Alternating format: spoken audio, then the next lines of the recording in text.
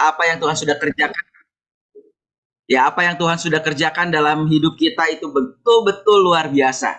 Dan hari ini kita mau sambut apa yang Tuhan sudah kerjakan dalam hidup kita, supaya hidup kita bisa merasakan betul-betul Kristus yang bekerja di dalam kita, dan kita merasakan setiap apa yang Tuhan sudah sediakan dalam hidup kita. Ya, hari ini saya mau kasih tema tentang unbelief, the barrier of God's greater blessing.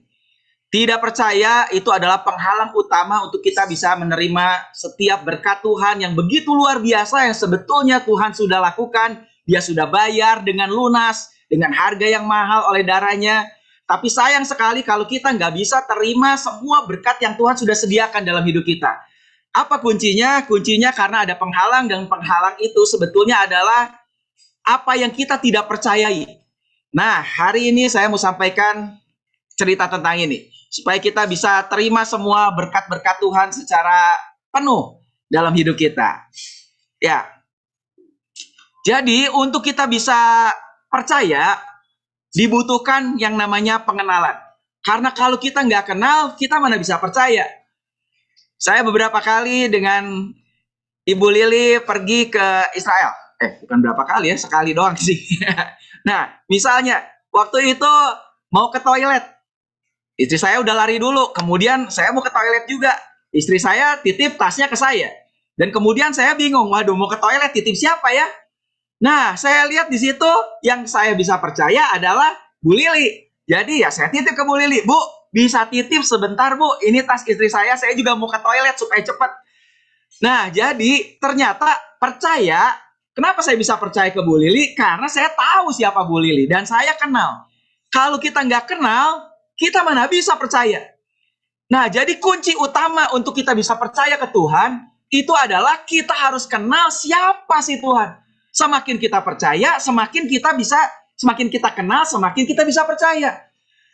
Dan itu memang Tuhan udah bilang. Makanya Paulus, dia punya moto. Jadi kerinduan dia adalah, dia bilang yang aku mau itu ialah hanya mengenal dia dan kuasa kebangkitannya.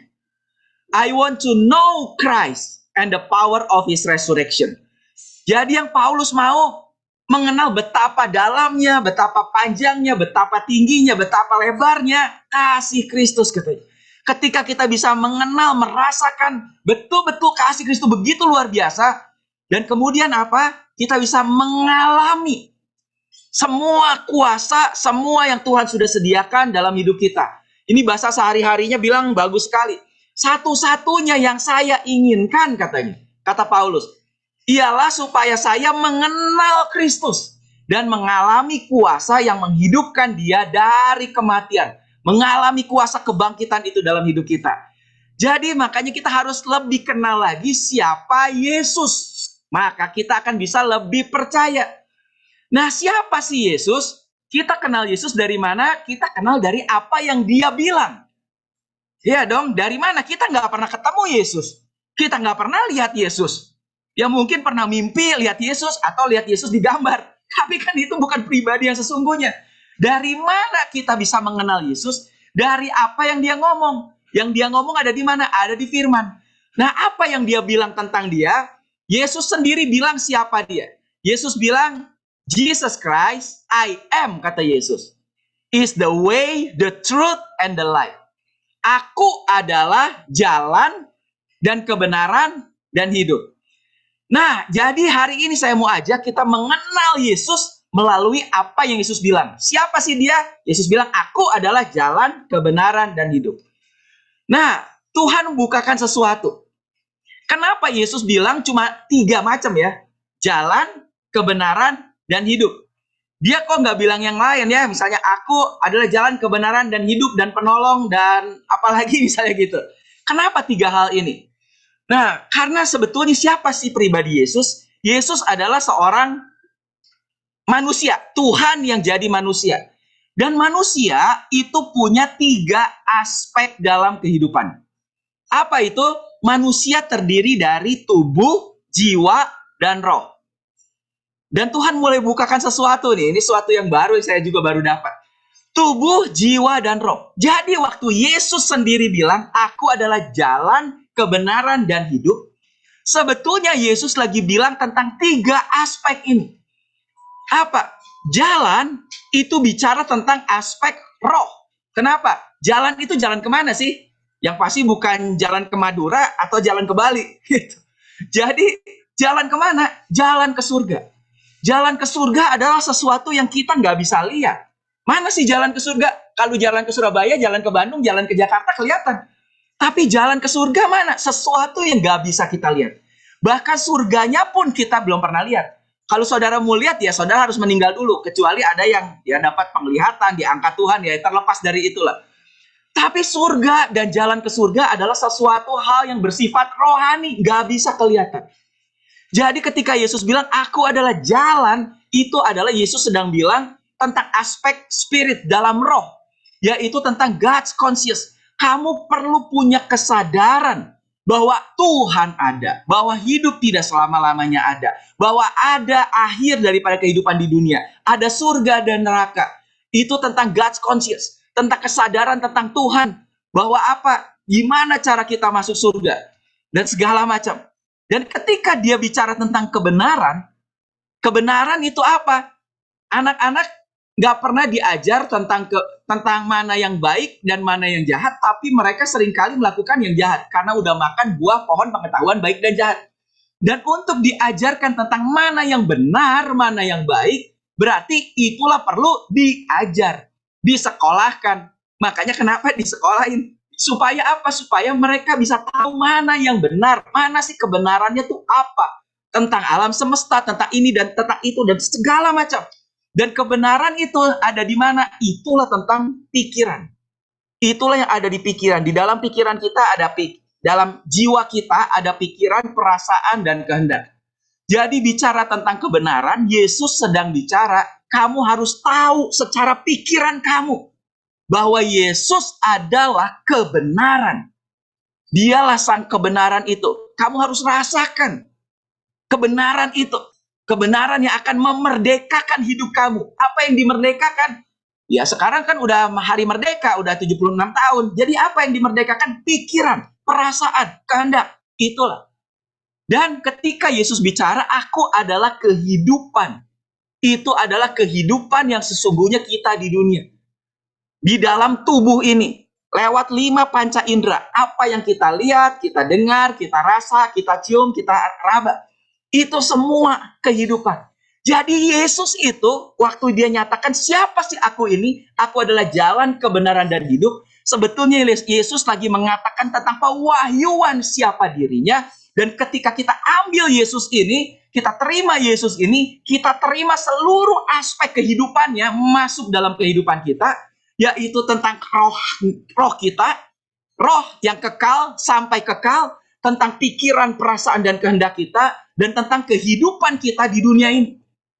Wow, waktu Tuhan bukakan ini, saya mau ajak kita, makanya kita bisa terima semua. Bukan hanya kita terima masalah roh, tapi bahkan kita bisa terima di dalam jiwa dimerdekakan, sampai ke tubuh kita juga kita terima sepenuhnya siapa sih Yesus itu.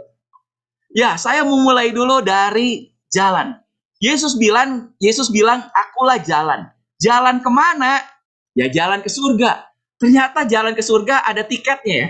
Gitu. Jadi nggak bisa seenaknya kita bisa sampai surga. Ternyata harus ada tiketnya. Kalau bisa dibilang begitu. Dan tiketnya apa? Tiketnya gampang sekali. Yesus sudah menyampaikan ini. Itulah yang disebut the gospel. Apa gospel? Itu adalah kabar baik. Singkat aja ya, ini saya review. Supaya saudara ingat lagi, udah lama kita nggak bicara tentang grace gitu. Tapi ini cuma bagian depan. Kabar baik tentang apa? Tiket ke surga adalah Yohanes 3 ayat 16. Ayat yang harus dihafal oleh semua orang dari waktu saya sekolah minggu juga udah hafal ini ayat. Karena begitu besar kasihnya Tuhan akan dunia ini, sehingga ia telah mengaruniakan. Jadi Injil bicara tentang apa? Injil adalah kabar baik, bicara tentang karena begitu besar kasih, maka ia mengaruniakan. Makanya Injil adalah tentang kasih karunia. Yaitu apa? Kasih, maka dia mengaruniakan. Itulah isi daripada Injil.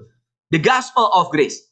Mengaruniakan anak yang tunggal supaya setiap orang yang percaya. Saya kasih garis bawah juga di sini. Kasih, maka mengaruniakan.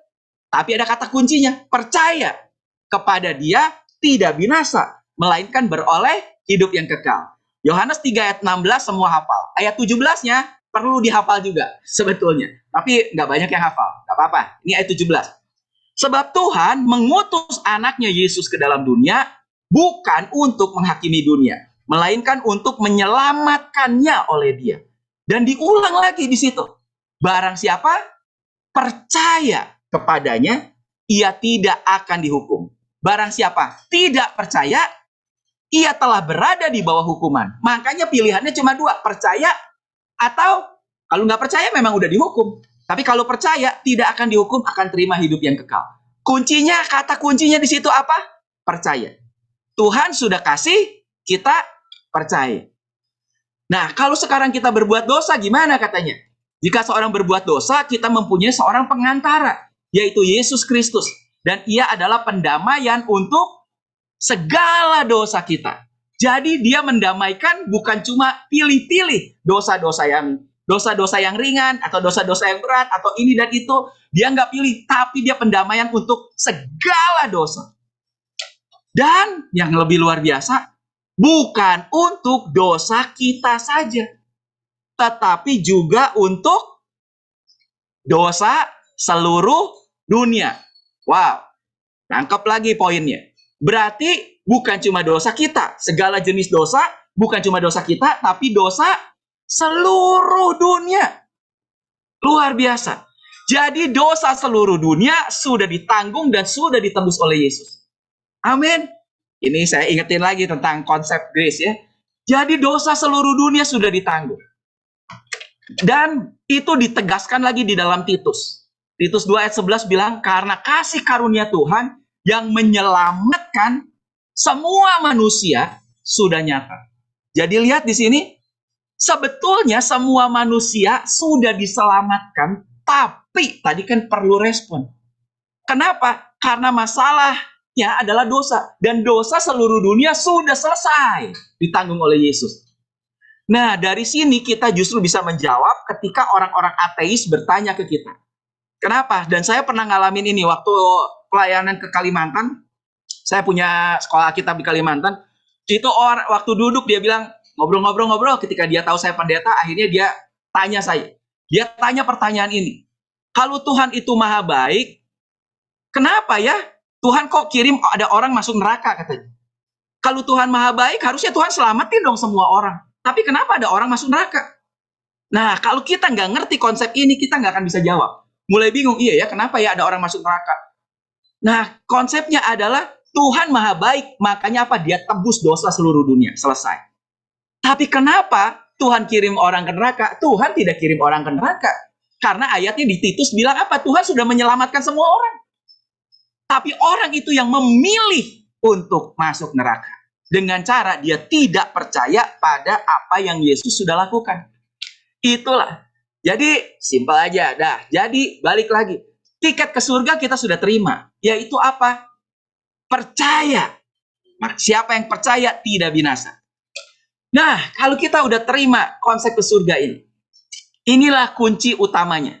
Makanya Petrus pernah ditanya. Waktu itu Petrus dan Silas, ini cerita di penjara Filipi. Waktu di penjara tiba-tiba ada gempa dan kemudian semua tawanan kabur, kepala penjaranya mau bunuh diri dan kemudian ketemu Paulus bilang jangan stop. Dan kemudian kepala penjara itu tanya apa yang harus aku perbuat supaya aku selamat? Gimana caranya supaya bisa selamat? Dan Paulus jawab dengan jelas, percayalah kepada Tuhan Yesus Kristus dan engkau akan selamat, engkau dan seisi keluargamu. Jadi betul. Paulus pegang apa yang Yesus bilang di Yohanes 3 ayat 16. Bahwa apa? Caranya untuk selamat adalah percaya. Nah, kalau saudara lihat di Ibrani 3 ayat 12, makanya inilah God's number one controversy with human race. Satu-satunya kayak kontroversi dan penghalang antara Tuhan dan seluruh dunia, itu sebetulnya bukan dosa. Karena dosa sudah selesai dan sudah ditebus oleh Yesus. Masalah satu-satunya adalah the evil heart of unbelief. Adalah masalah kejahatan atau hati yang tidak mau percaya. Ini bahasa Indonesia bilang, waspadalah hai saudara-saudara, supaya di antara kamu jangan terdapat seorang yang hatinya jahat dan yang tidak percaya, katanya.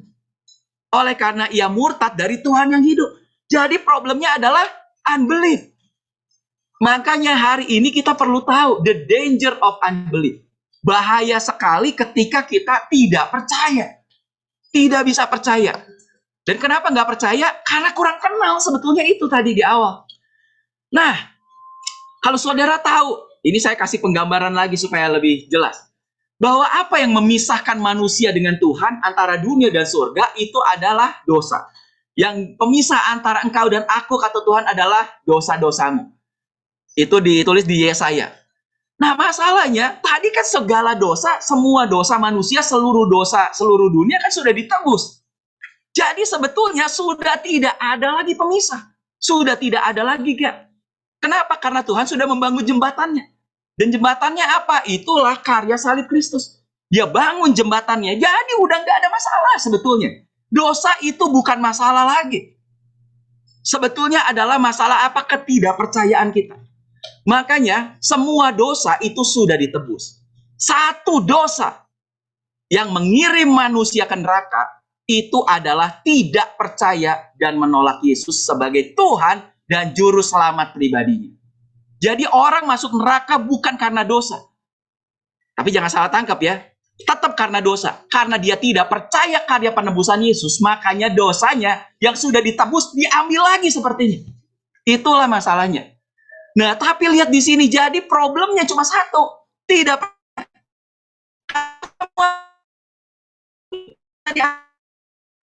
percaya kan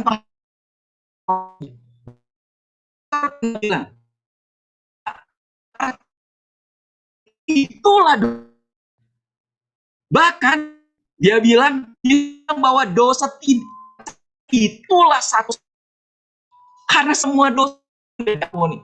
Thomas seorang teolog abad 12, dia juga bilang unbelief is the greatest sin. Ketidakpercayaan itulah dosa terbesar. Dosa. Dietrich Bonhoeffer, orang Jerman, dia seorang penginjil.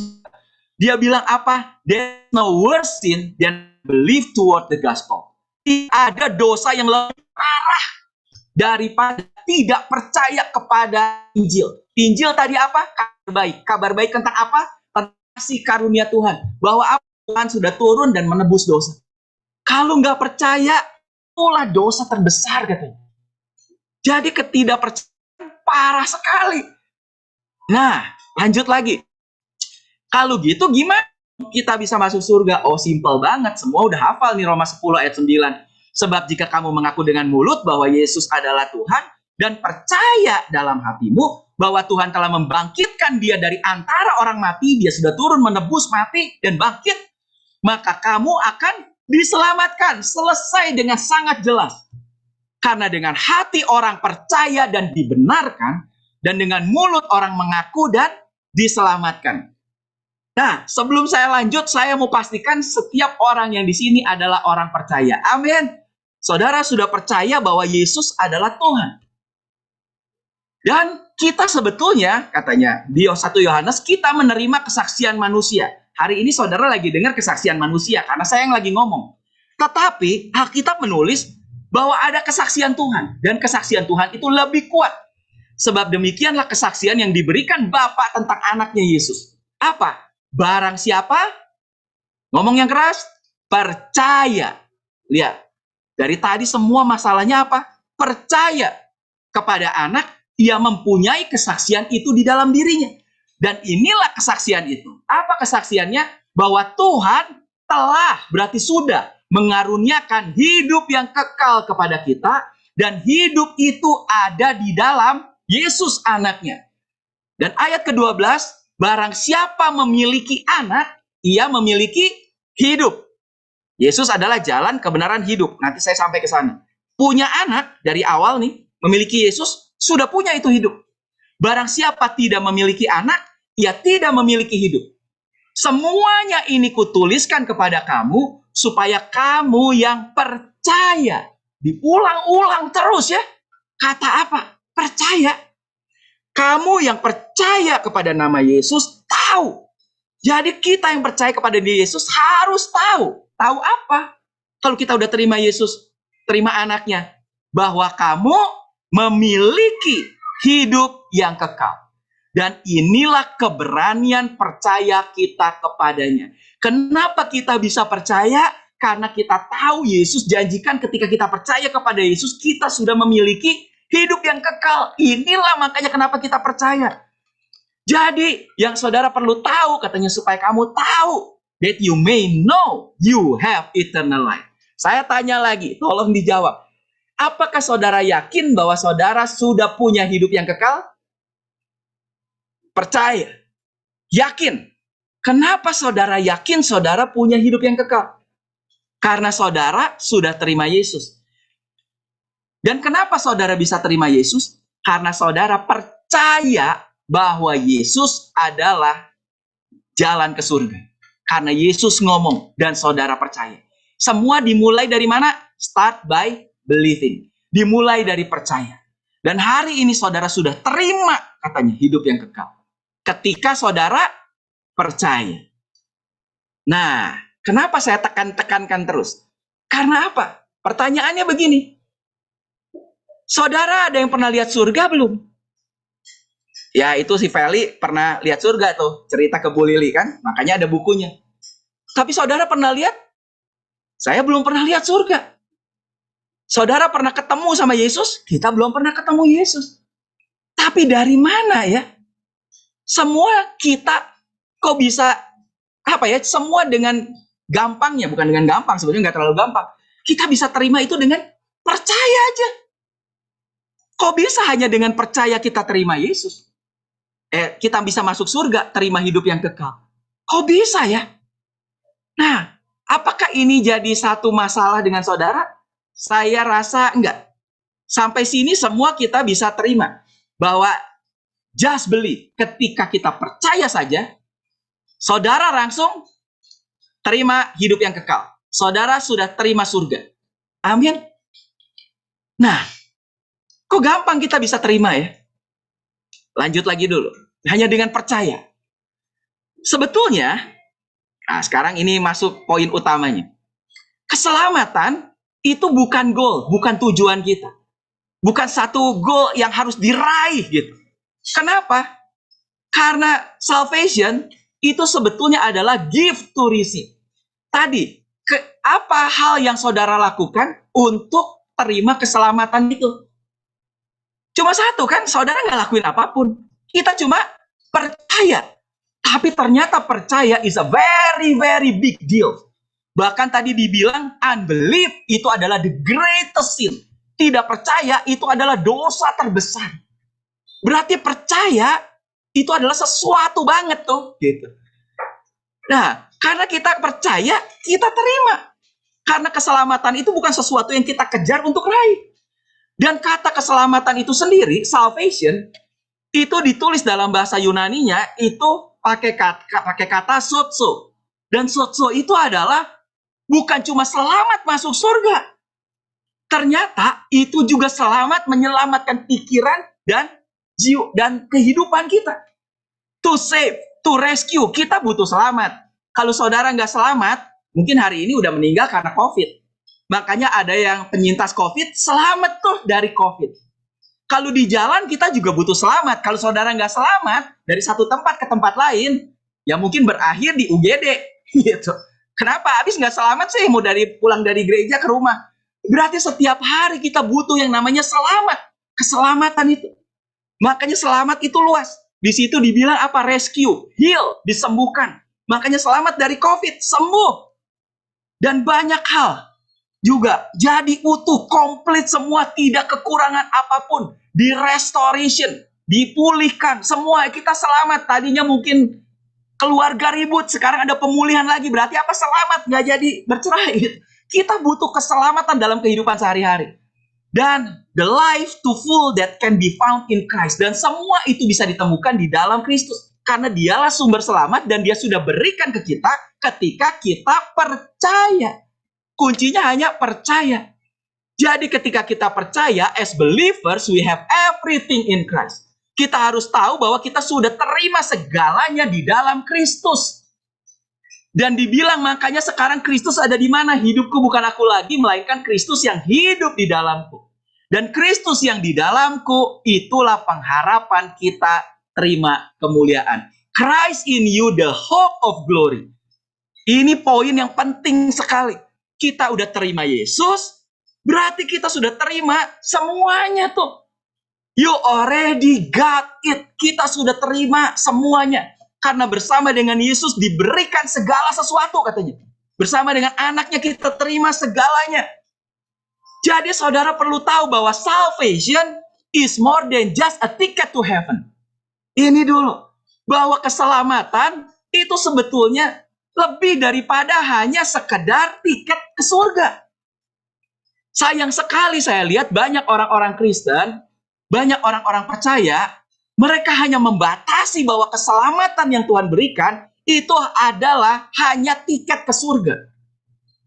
Berarti saudara hanya mengenal Yesus cuma sampai aspek kehidupan yang pertama. Yaitu apa? The way.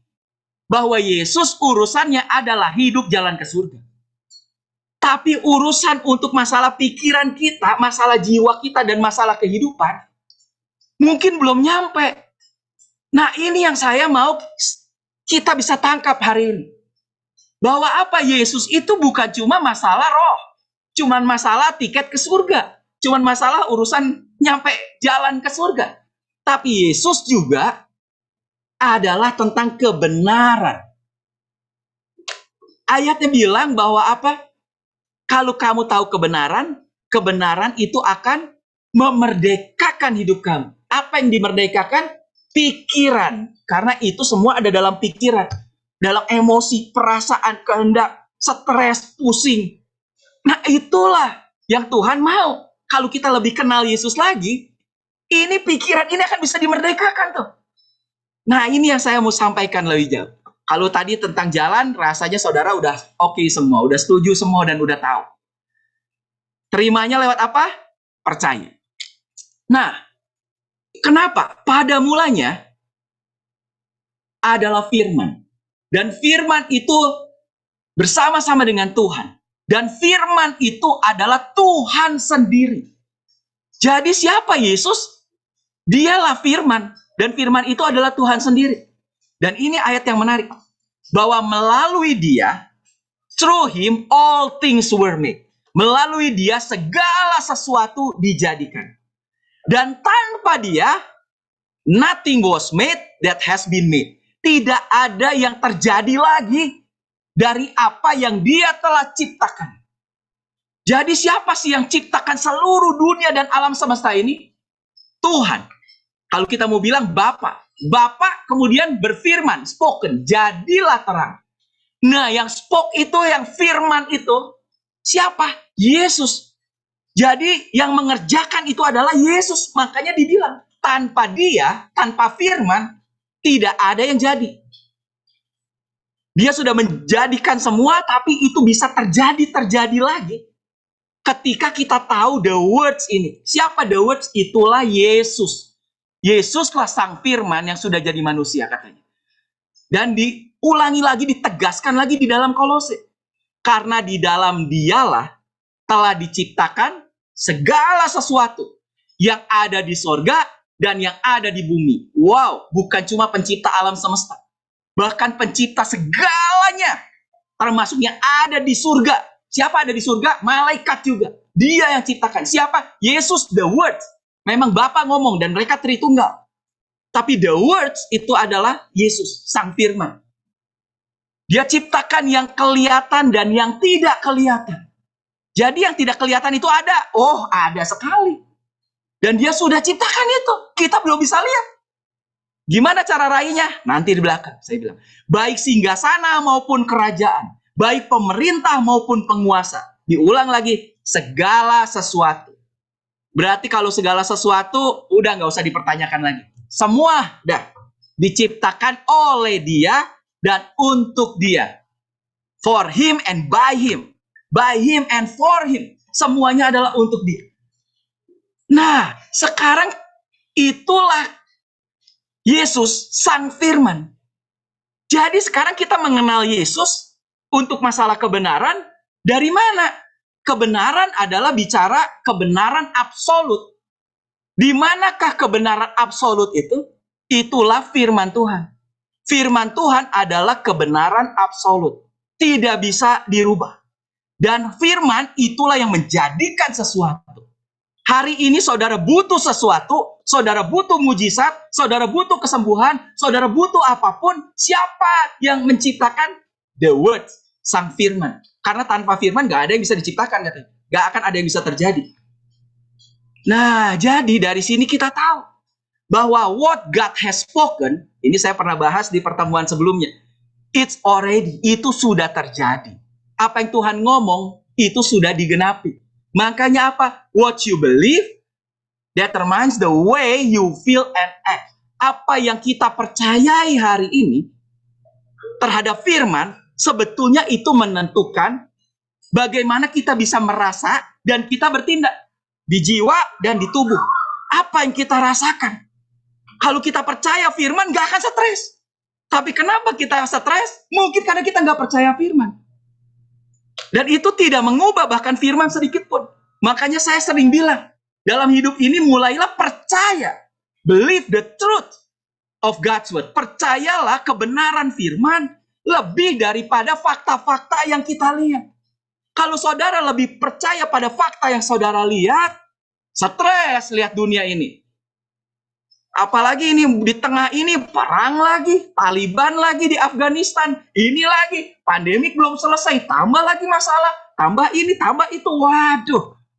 Jadi makanya kita fokusnya pada apa? Yesus saja.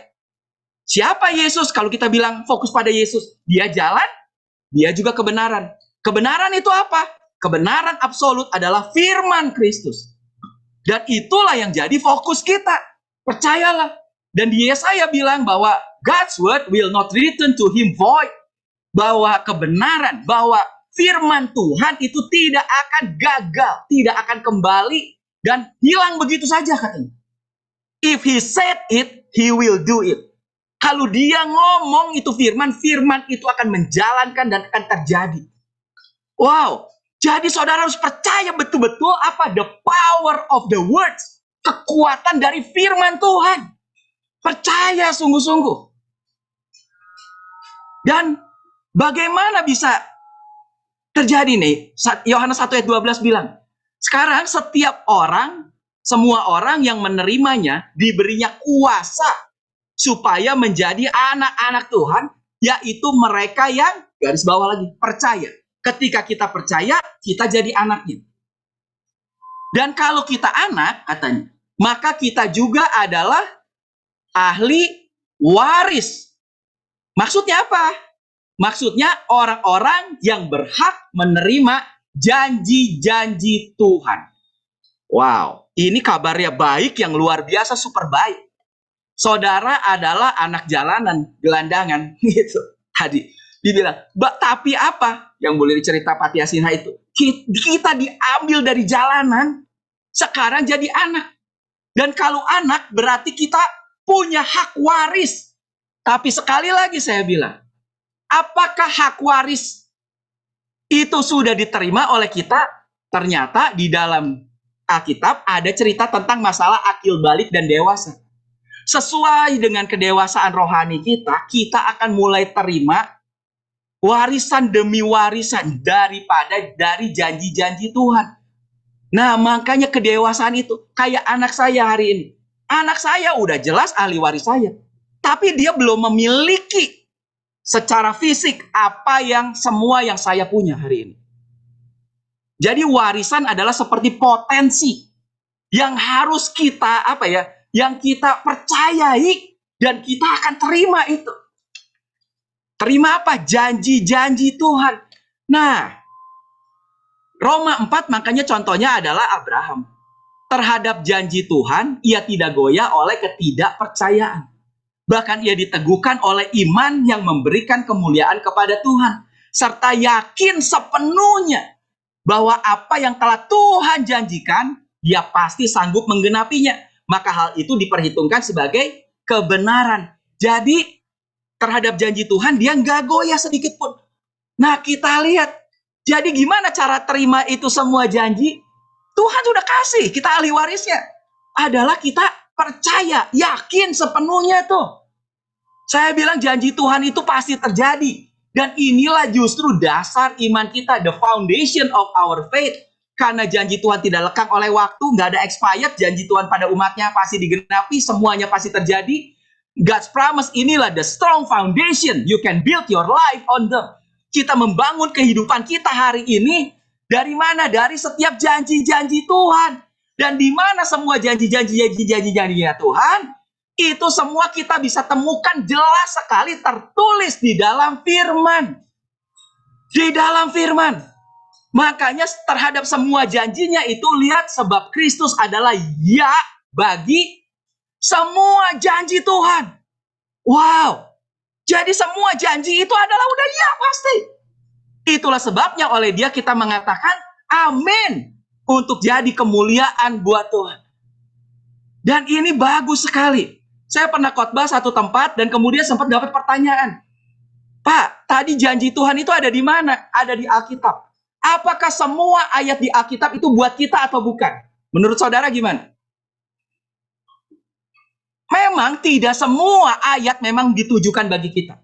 Bahkan mungkin hampir semua ayat itu bukan bagi kita. Tapi buat saya lagi bicara tentang apa? Saudara baca Alkitab, baca firman, dan saudara temukan janjinya. Apakah semua janji itu bisa buat kita? Ternyata di 2 Korintus 1 lebih jelas. Dibilang di situ ditekankan. For no matter. Jadi apa? Tidak peduli katanya. For no matter how many promises God has made. Tidak peduli berapa banyak janji yang Tuhan sudah buat. Berarti apa? Mungkin Tuhan janji buat Franz, mungkin Tuhan janji buat Bu Lili, mungkin Tuhan janji buat ini, mungkin Tuhan janji buat itu. Dan ayatnya bilang, no matter how many promises, tidak peduli berapa banyak pun, Tuhan sudah bikin janji.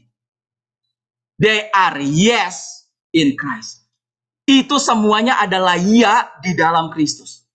Tapi masalahnya adalah gini, kita gampang aja kita temukan janjinya di dalam firman. Jadi kalau saya pribadi, kalau saya lihat Tuhan bikin janji kepada Abraham ada di dalam firman, karena janji Tuhan kepada Bu Lili ya saya nggak tahu gitu. Tapi kalau Tuhan ngomong ke Bu Lili dia akan sembuhkan waktu dia sakit, saya juga bisa amini di dalam Kristus bahwa apa? Saya juga kalau sakit saya akan sembuh. Karena Tuhan janjikan itu. Kalau ini udah ada di Alkitab, apalagi? Jadi makanya setiap firman itu kalau buat saya ambil. Oh tapi Pak itu kan janjinya buat orang Israel. Ya udah kalau gitu lama-lama Alkitab habis. Gitu. Memang Alkitab ditujukan semua perjanjian lama buat orang Israel. Kalau gitu saudara nggak akan terima semua janjinya dong. Di sini dibilang for no matter how many promises God has made. Tidak peduli berapa banyak janji yang Tuhan ngomong. Dan paling tidak firman lah kita pegang. Karena itu sudah tertulis dalam firman. Dan kita percaya penuh pada janjinya itu. Maka apa? Dalam Kristus semuanya ya dan amin katanya. Jadi as we live in God's word, ketika kita hidup di dalam firman itu, firman Tuhan, we will walk in life in its fullness until we overflow. Kita justru akan bisa hidup dan berjalan di dalam semua kepenuhan yang memang Tuhan sudah sediakan buat kita. Nah, saya sayang sekali. Kenapa? Saya cukup sedih. Cukup sedih karena apa? Karena banyak orang percaya, mereka hanya berpikir bahwa urusan Yesus, urusan keselamatan adalah urusan jalan ke surga. Dan selesai. Tapi masalah kehidupan, mereka berusaha berjuang sendiri. Padahal sekali lagi, kalau kita bisa percaya aja dengan semua janji Tuhan, percaya aja, saudara akan terima semua janjinya. Tapi masalahnya, untuk percaya bahwa ini janji buat saya aja, masih diragukan. Kurang percaya dengan apa yang firman tulis. Sekarang mulai percaya. Dan lihat, iblis tahu kebenaran yang luar biasa ini. Makanya apa? Dia coba gagalkan. Lihat ini. Ada perumpamaan, makanya Yesus cerita tentang perumpamaan seorang penabur. Apa yang ditabur itu adalah firman. Firmanlah yang ditabur. Dan ditabur yang Tuhan mau adalah ditabur di mana? Ditabur di tanah yang bagus, tanah yang baik. Makanya bisa menghasilkan buah di dalam kehidupan. Termasuk kehidupan kita, jasmani. Nah, ketika ditabur, tapi ternyata yang pertama itu ada yang jatuh di tanah. Di aspal katanya. Ini aja baca ayatnya. Jatuh di pinggir jalan. Yang jatuh di pinggir jalan itu apa? Tadi yang ditabur firman. Kita terima nih, tapi jatuhnya di pinggir jalan katanya. Ialah orang yang telah mendengarnya. Kemudian datanglah iblis, lalu ngambil firman itu dari dalam hati mereka. Supaya apa? Supaya mereka, lihat saya kasih garis bawah, penting. Jangan percaya dan diselamatkan. Berarti orang yang tahu firman, dengar firman, tapi iblis berusaha ambil tuh. Supaya apa? Jangan percaya itu pada firman. Padahal udah diterima tuh, jatuh. Tapi jangan percaya. Itu ceritanya iblis ambil. Dan kalau diambil nggak percaya, nggak bisa diselamatkan. Nggak bisa diselamatkannya kemana? Kata selamat tadi luas. Nggak bisa masuk surga. Dan hidupnya juga di dunia susah. Kenapa? Nggak terima itu keselamatan. Yang kedua, firman ini jatuh di tanah yang berbatu-batu. Siapa itu? Itulah orang yang setelah mendengar firman itu, menerimanya dengan gembira. Wes, lagi khotbah gini kan ya happy lah, diterima nih dengan gembira. Tetapi mereka itu tidak berakar. Mereka percaya sebentar saja. Dan dalam masa pencobaan mereka akhirnya murtad. Lihat, di situ ada kata percaya. Berarti memang apa yang iblis buat, apa yang iblis coba, itu adalah dia membuat kita tidak percaya pada firman. Sebaliknya yang Yesus mau adalah kita percaya penuh pada firman. Percaya penuh. Makanya iblis coba ambil supaya jangan percaya. Atau kalau percaya, nanti enggak. Percaya sebentar aja. Kenapa? Karena kemudian mulai lihat masalah. Mulai lihat tekanan. Dan itulah yang iblis. Tapi yang Tuhan mau adalah kita berbuah sampai ke dalam kehidupan. Makanya tahukah saudara, Satan greatest weapon. Apa senjata terbesar iblis? Kalau tadi, senjata terbesar iblis adalah dosa. Dosa terbesar adalah apa? Kalau tadi dibilang, beberapa teolog bilang, dosa terbesar adalah tidak percaya. Makanya dosa terbesar yang iblis coba buat adalah manusia tidak percaya kepada firman Tuhan. Man ignorance of God's word. Manusia bahkan tidak peduli. Kenapa? Apa sih itu buku apa? Apa sih itu firman? Apa sih itu cuma tulisan? Tapi kan yang saya hadapi adalah ini nih. Inilah faktanya. Nah itulah yang setan buat. Sampai apa? Manusia ignorance, gak peduliin. Gak percaya dengan firman. Dan saudara tahu firman itu tadi siapa? Yesus adalah firman. Berarti ignorance of the scripture is ignorance of Christ. Kita tidak peduli dengan firman, kita tidak percaya dengan firman, sebetulnya kita sedang tidak percaya dengan Yesus itu sendiri. Karena dia ngomong, itulah firmannya. Dan gak percaya. Karena the devil wants you to pay attention to your feeling. Iblis itu pengen kita fokus pada perasaan kita. Apa yang kita lagi rasai, apa yang kita sedang alami. Itulah iblis coba ke arah situ. Supaya kita nggak percaya. Tapi Jesus wants you to pay attention to His truth. Yesus mau kita justru fokus kepada kebenaran itu. Kenapa? Karena itulah firman kebenaran. Kebenaran itu yang akan memerdekakan kita. Makanya ketakutan terbesar daripada setan apa? Satan's fear, our discovery of God's word. Yang setan takut adalah ketika kita bisa menemukan kebenaran firman. Because our ignorance of it is the most effective weapon he can use against us. Karena ketika kita tidak percaya, kita mengabaikan firman, itulah senjata efektif dari iblis untuk melawan kita. Akhirnya apa? Kita jadi stres. Memang keselamatan sudah kita terima. Tapi apa? Hidup di dunia stres. Buat apa? Itulah salah satunya saya banyak khotbahin tentang ini. Karena saya pengen orang hidup di dunia, hidupnya berubah. Mengalami semua kebenaran Kristus. Mengalami Kristus itu sepenuhnya. Bukan cuma jalan ke surga aja. Karena kan dia udah sediakan semuanya. Nah, yang jadi pertanyaan saya adalah gini. Kalau sekarang saudara percaya jalan ke surga, tiketnya sudah diterima. Gimana cara terimanya? Percaya. Kok gampang ya? Cuma percaya. Dan saudara tahu, hadiah terbesar yang Yesus berikan buat kita, itu adalah keselamatan. Tapi bersama dengan keselamatan, sebetulnya sudah diberikan segala sesuatu.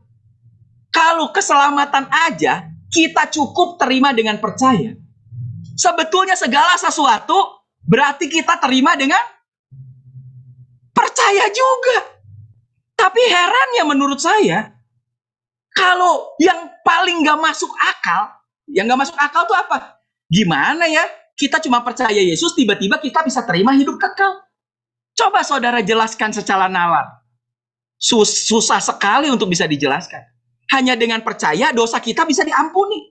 Loh, orang susah percaya itu. Makanya agama lain ngajarnya apa? Oh, itu harus dibayar dengan amal ibadah. Itu harus dibayar. Kalau dosanya 1, ibadahnya 10 kali. Amalnya lebih banyak, supaya bisa menghapus. Tapi ini, kok kita bisa ya terima? Kok kita bisa dengan gampangnya sekarang hari ini semua, oke, saya percaya Yesus aja deh. Dan saya akan terima itu, keselamatan. Tapi kenapa kok agak sulit untuk kita bisa percaya bahwa kebenaran itu juga sudah terjadi bagi kita. Bahwa setiap janji-janji Tuhan itu sudah terjadi karena kita kan ahli warisnya. Tadi kita terima lewat apa? Lewat percaya. Kenapa kok sulit? Makanya kenapa kita tidak mengalami the life, kehidupan secara jasmani kita bisa lihat. Ini dulu makanya. Yohanes 20 ayat 31 bilang apa? These things are written so that you may believe. Jadi saudara tahu nggak? Kenapa sih firman itu ada? Kenapa Alkitab itu ditulis? Sebetulnya itu untuk mempermudah kita. Kenapa? Karena kita bisa baca, kita bisa ulang-ulang, kita bisa lihat, kita bisa percayai, semuanya udah jelas tertulis. Kan beda kalau Tuhan janji tapi cuma ngomong. Kita bisa lupa, kita bisa pikir, waduh ini salah dengar nggak ya? Gitu. Kalau ini kan udah jelas, semua udah ada dalam firman. Makanya dibilang, akan tetapi semua ini ditulis. Itulah tujuannya Alkitab ada. Supaya kamu percaya bahwa Yesus adalah Kristus, Putra Elohim. Dan supaya melalui kepercayaanmu, lihat, supaya ketika kamu percaya, kamu memperoleh hidup dalam namanya. Amin. Nah, ini saya mulai mau bicara tentang hidup. Kalau kamu percaya, kamu akan terima hidup di dalam Dia. Inilah kehidupan yang Tuhan mau kita hidupi. Tapi sayang sekali banyak orang Kristen sekali lagi gak bisa nyampe ke sini. Makanya saya kadang-kadang aduh sedih juga, gemes juga. Gitu. Ayo Tuhan tuh udah sediakan hidup yang luar biasa. Hidup apa? Yohanes 10 ayat 10 bilang apa? Aku datang supaya kamu punya hidup. Dan mempunyainya hidup di dalam segala kelimpahan katanya. More abundant, lebih berlimpah lagi, lebih berlimpah lagi. Kenapa kita percaya? Karena udah ditulis Tuhan bilang. Percaya. Jadi hari ini sebetulnya saudara udah terima hidup kelimpahan itu. Tinggal kuncinya lebih percaya lagi pada firman.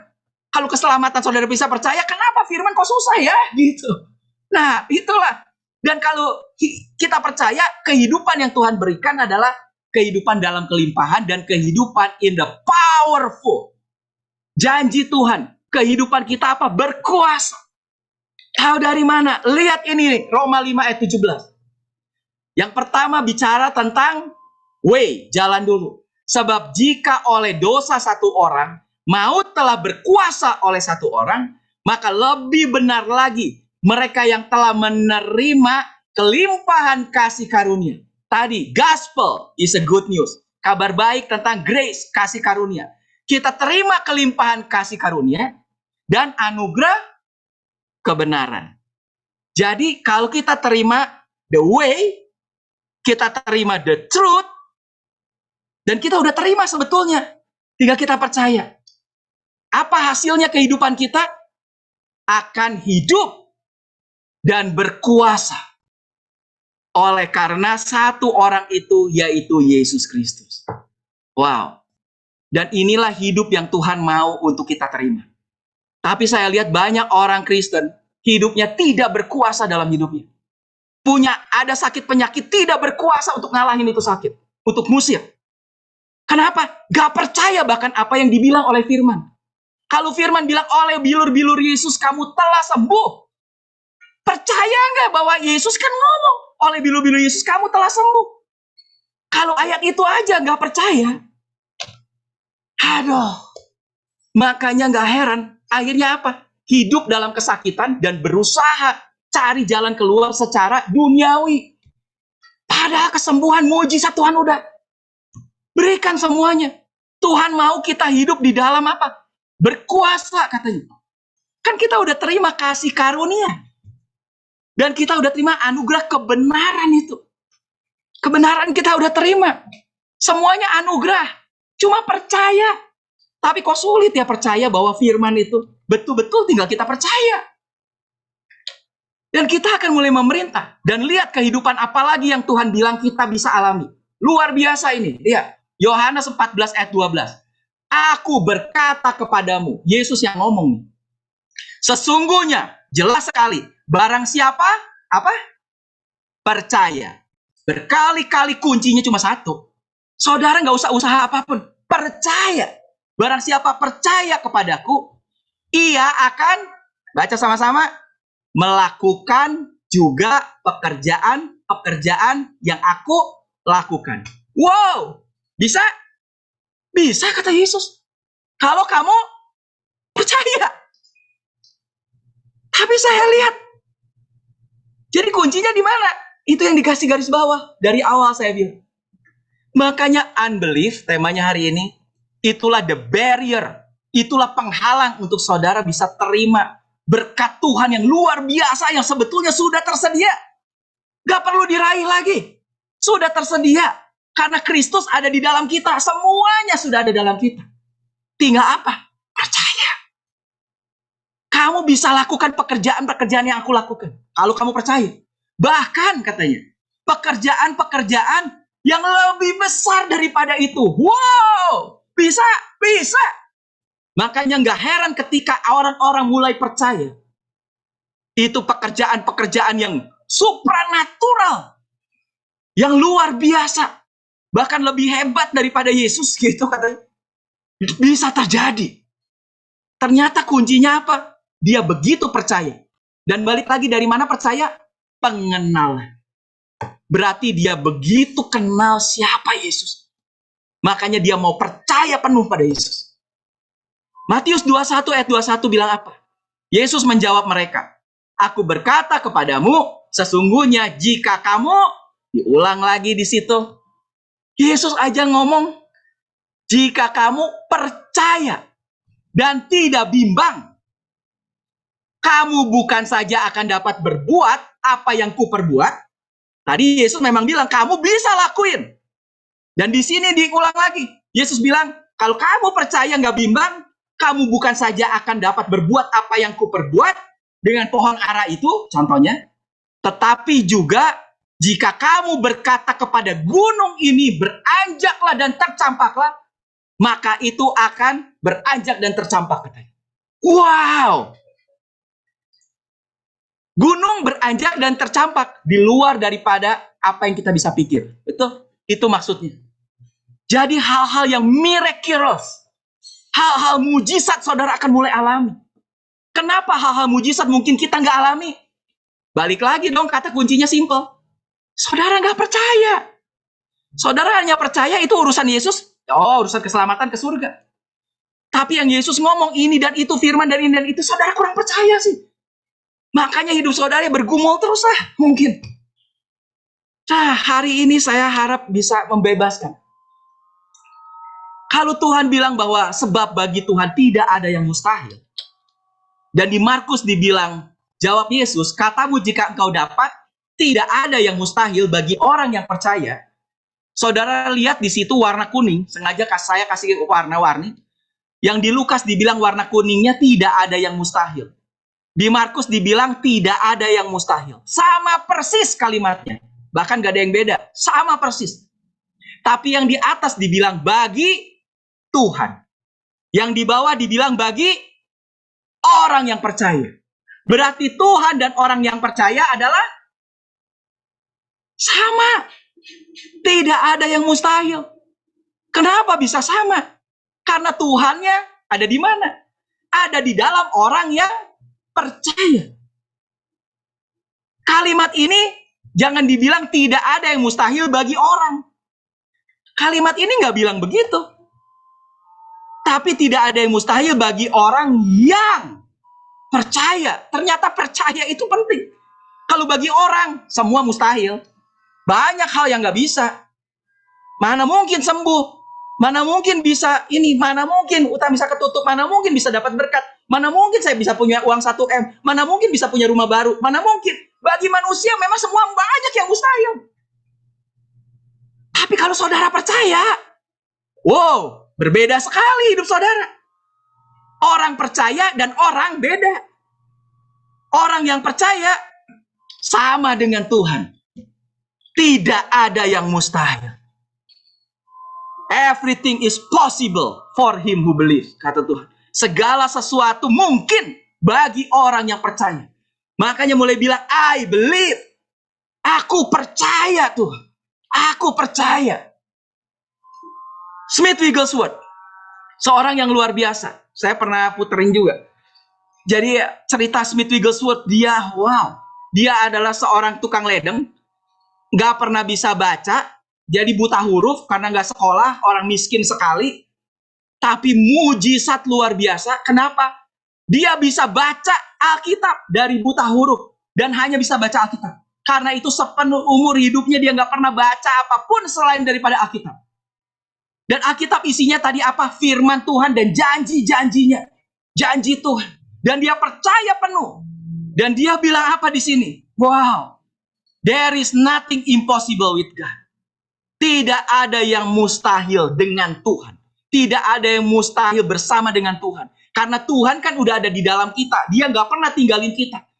Selalu kita ada bersama dengan Tuhan. Tidak ada yang mustahil. Tapi apa dibilang situ? All the impossibility is with us. Tetapi semua kemustahilan itu akan ada lagi bersama dengan kita.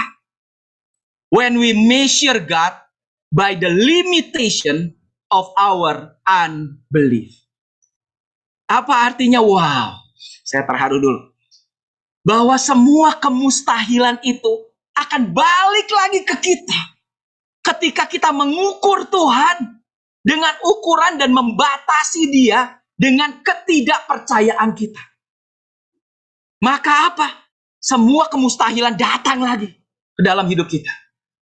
Padahal bersama dengan Tuhan tidak ada yang mustahil. Tapi waktu kita membatasi Tuhan dengan ketidakpercayaan, semua kemustahilan datang lagi. Dan berarti dalam hidup saudara apa? Semuanya mustahil. Ngeri sekali. Kuncinya di mana? Unbelief. Gak percaya. Firman bilang apa? Masa sih? Masa sih? Dan mulai meragukan setiap firman. Berarti apa? Apa yang Tuhan janjikan di situ tidak akan terjadi dalam hidup saudara. Berarti kalau menurut saya kerugian besar dan itulah yang iblis inginkan. Untuk saudara jadi tidak percaya.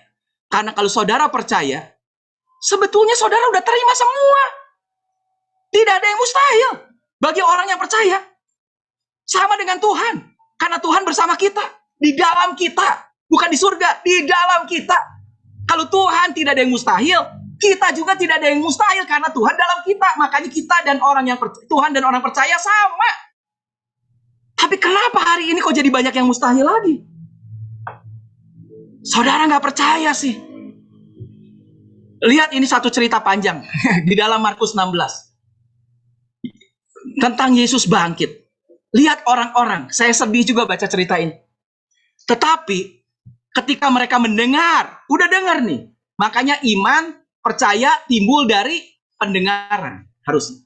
Ketika mereka mendengar bahwa Yesus hidup dan telah dilihat olehnya, mereka tidak percaya. Aneh kan? Aneh. Udah dengar dan udah dilihat, gak percaya. Sesudah itu ia menampakkan diri dalam rupa yang lain kepada 2 orang dari mereka. Ini yang jalan ke Emmaus. Ketika keduanya dalam perjalanan keluar kota. Lalu kembalilah mereka dan memberitahukan kepada teman-temannya yang lain. Tetapi kepada mereka pun teman-teman itu tidak percaya. Oh no. Ini ditulis di Injil. Inilah problem terbesar. Lihat, tetap gak percaya. Diceritain orang, gak percaya juga. Akhirnya, ia menampakkan diri kepada ke-11 orang itu ketika mereka sedang makan. Dan ia mencela. Rebuke katanya. Kayak ngambek lah kasarnya gitu. Nengking gitu. Mencela ketidakpercayaan. Dan kedegilan hati mereka. Oleh karena mereka tidak percaya kepada orang-orang yang telah melihat dia sesudah kebangkitannya. Lihat berkali-kali ada kata percaya tuh di situ. Problemnya cuma satu, kok nggak percaya ya? Lalu ia berkata kepada mereka, pergilah ke seluruh dunia, beritakanlah Injil kepada segala makhluk. Siapa yang percaya dan dibaptis akan diselamatkan. Tetapi siapa yang tidak percaya akan dihukum. Dan yang percaya berarti selamat. Lihat ayat 17. Tanda-tanda ini akan menyertai orang-orang yang percaya. Lagi. Jadi orang percaya tuh powernya luar biasa dengan kita percaya. Apa? Mereka akan mengusir setan-setan demi namaku. Gak heran hari ini banyak orang Kristen yang diusir setan. Bukan ngusir setan. Diusir setan. Buktinya apa? Lagi ada di ruang tamu, tiba-tiba gerus-gerus. Aduh, suara apa itu ya? Apa ya? Pindah ke dapur pindah ke dapur. Di dapur tiba-tiba gerus-gerus. Aduh, ada apa ya? Pindah ke kamar. Yang ada banyak orang Kristen diusir setan. Dan banyak orang juga yang datang ke saya minta rumahnya didoain, ada setan lah. Ininya lah kerasukan, inilah itu. Buat saya, waduh, sedih juga ya. Karena kuncinya sebetulnya apa? Di kata percaya. Kalau kamu percaya, wow, hidup saudara akan luar biasa. Betul, tanda-tanda ini akan menyertai orang percaya. Saya bilang ayat ini itu ayat yang memotivasi saya waktu saya masih muda. Sebelum saya terjun di pelayanan full time. Saya full time begitu lulus S1 kuliah umur 22. Saya ambil keputusan full time, tapi sama sekali tidak pernah dibawa gereja. Gak pernah terima gaji dari manapun. Saya bikin yayasan sendiri, saya bikin sekolah Alkitab, saya masuk pedalaman dan ini dan itu. Dan saya berdoa ke Tuhan, saya cuma minta apa? Tuhan, kalau saya adalah orang percaya, saya minta tanda-tanda ini menyertai saya. Karena tanda-tanda ini ayat ke-17 akan menyertai orang yang percaya. Saya mau percaya dan saya mau mengalami.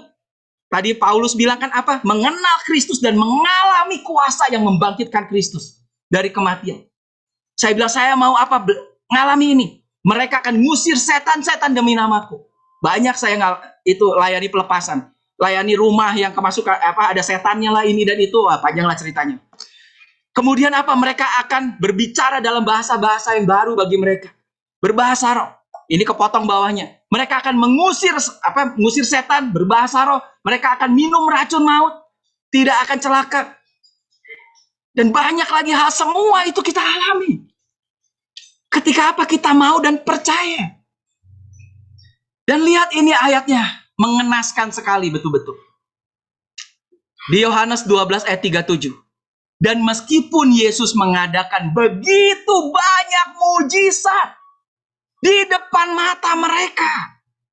Tadi bahkan Yesus bangkit juga kasih lihat tuh. Tadi bilang ayatnya kan. Meskipun Yesus mengadakan begitu banyak mujizat di depan mata mereka. Namun mereka tidak percaya kepadanya. Dari sini saya dapat pelajaran ternyata apa? Mujizat belum tentu membuat kita bisa percaya ke Yesus. Mungkin kita ngalami 1 mujizat, 2 mujizat, 3 mujizat. Buktinya apa? Orang Israel juga keluar dari Mesir juga begitu tuh. Berapa banyak mujizat Tuhan kerjakan. Tapi apakah membuat mereka kenal siapa Tuhan? Waktu itu belum ada Yesus ya. Mengenal siapa Tuhan dan bisa percaya nggak sepenuhnya kehidupan mereka pada Tuhan? Enggak tuh. Buktinya apa? Mereka tetap bikin itu namanya patung lembu emas. Mereka tetap gak percaya bahwa yang ngajak mereka keluar itu adalah Tuhan, di Elohim, Yahweh. Dan sekarang dibilang lagi di sini kejadian di perjanjian baru nih. Yesus sendiri yang bikin mujizat di depan. Bahkan dibilang bukan cuma sedikit. So many miracles. Bukan cuma 1, 2. Begitu banyak mujizat. Bukan cuma dengar di depan mata mereka. Tapi tetap gak percaya juga. Wow. Khotbah saya berikutnya, saya akan tekankan kalau gitu. Ada sesuatu yang mungkin kita harus lakukan untuk bisa meningkatkan gimana kita bisa percaya. Itu khotbah berikutnya. Tapi hari ini saya mau tutup dengan ini. Saya mau saudara terima dulu kebenaran hari ini. Sebagian lah gitu. Terlalu penuh. Lakuin dulu. Makanya 2 Korintus 5 ayat 7 bilang apa? Sebab hidup kami ini adalah hidup karena percaya. Bukan karena melihat. Sekalipun kita melihat itu mujizat. Bukan itulah dasarnya. Bukan itu. Hidup kita ini dasarnya adalah kita hidup karena percaya. Bukan melihat. Markus 11 ayat 24 bilang, karena itu aku berkata kepadamu. Ini gimana kalau begitu gimana sih caranya? Kita belajar. Karena itu aku berkata kepadamu. Mulailah apa saja yang kamu minta dan doakan. Kalau saudara mau terima, percayalah bahwa kamu telah menerimanya. Karena sebetulnya kita sudah terima belum? Sudah. Yesus sudah ada dalam kita, semua kita udah terima. Cuman kita masih jadi ahli waris. Itu aja. Tuhan perlu kita kedewasaan. Nah, itu yang saya mau bahas. Tuhan butuh kedewasaan penuh katanya. Growing. Makanya ada kalimat bertumbuhlah dalam kasih karunia. Dan dalam pengenalan. Jadi harus bertumbuh. Itu kuncinya untuk kita bisa terima. Itu nanti. Sekarang sampai percaya aja dulu. Percayalah bahwa kamu telah menerimanya. Maka hal itu akan diberikan kepadamu. Kapan itu akan diberikan? Ketika kita percaya bahwa kita sudah terima. Apa yang kita minta dan kita doakan, kita percaya kita sudah terima. Maka hal itu akan jadi kenyataan. Kita terima. Kita akan bisa lihat itu jadi kenyataan. You will see it when you believe it. Ketika kita percaya. If you believe, you will see the glory of God. Ketika kita bisa percaya, kita akan mulai lihat kemuliaan Tuhan terjadi dalam hidup kita. Makanya if you can believe, kata Tuhan, seandainya aja, ini saya sering bilang, kamu bisa percaya. All things adalah all things. Jangan, measure-nya jangan kita turunin. Waktu baca firman, jangan turunkan standar yang Alkitab bilang. Karena apa? Karena kita sulit bisa percaya. Gitu. Jangan turunkan standarnya. Jadi unbelief. Kalau dibilang all things are possible, ya all things. Segala sesuatu mungkin bagi orang yang percaya. Segala sesuatu ya segala sesuatu. Tapi utang saya besar. Iya percayalah.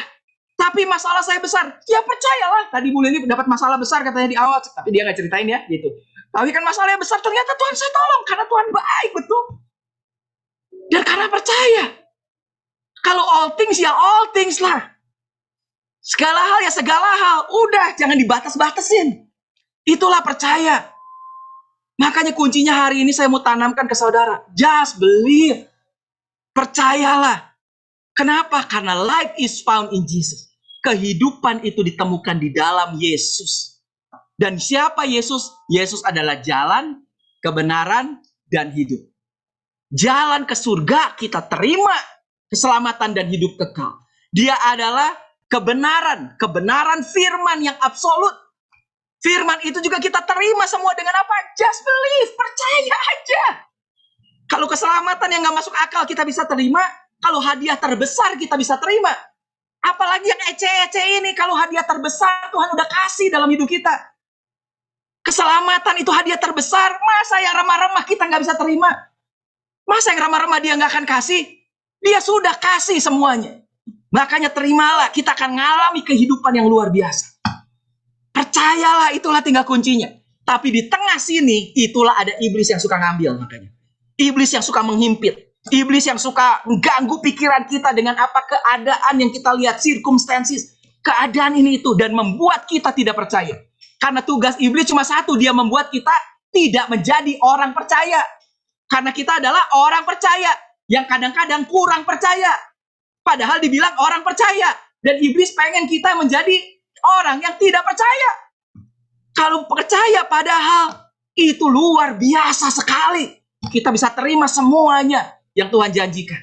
Mari kita berdoa. Terima kasih Tuhan, kami mau Tuhan untuk percaya. Kami mau untuk bisa menjadi kenyataan semua yang sudah kami terima di dalam roh. Itu menjadi kenyataan dalam kehidupan kami. Kau sudah menyediakan segalanya bagi kami, kehidupan yang berlimpah. Karena itu janji Tuhan, Kau datang memberikan kepada kami hidup yang berkelimpahan, hidup yang powerful. We can reign in life. Kami bisa memerintah dalam kehidupan ini. Kami bisa memerintah untuk segala sesuatu boleh terjadi dalam hidup kami. Tidak ada yang mustahil. Terima kasih Tuhan untuk semua yang sudah Tuhan janjikan. Dan hari ini buat kami bisa percaya dengan semua itu Tuhan. Terima kasih Tuhan untuk pengorbanan-Mu bagi kami. Keselamatan itu yang luar biasa. Tapi keselamatan juga yang kami bisa terima sepanjang kami hidup di dunia ini. Bukan hanya keselamatan terima hidup kekal. Terima kasih Tuhan. Aku sungguh berdoa setiap orang yang dengar firman ini. Biar mereka bisa nangkap kebenaran itu. Dan kebenaran inilah yang akan memerdekakan kehidupan kami. Terima kasih Tuhan. Dalam nama Yesus kami berdoa. Amin. Tuhan berkati. Amin.